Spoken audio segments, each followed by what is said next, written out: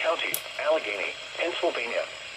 The National Weather Service in Pittsburgh has issued a severe thunderstorm warning for northeastern Allegheny County in southwestern Pennsylvania until 6:45 p.m.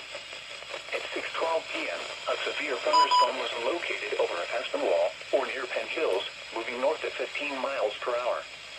Hazard, 60 miles per hour wind gusts and quarter-size hail. Source, radar indicated. Impact, hail damage to vehicles is expected. Expect wind damage to trees and power lines, resulting in some power outages.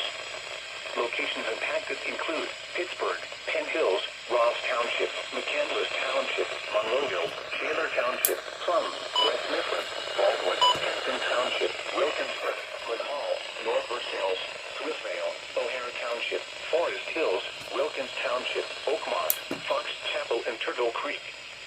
This includes the following highways: Pennsylvania Turnpike between mile markers 34 and 50.